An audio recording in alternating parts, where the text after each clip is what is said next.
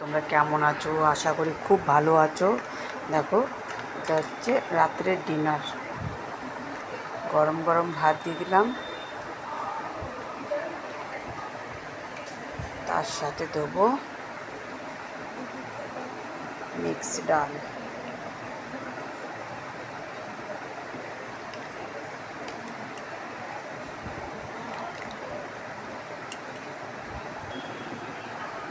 এটা দিলাম আগে সবজি।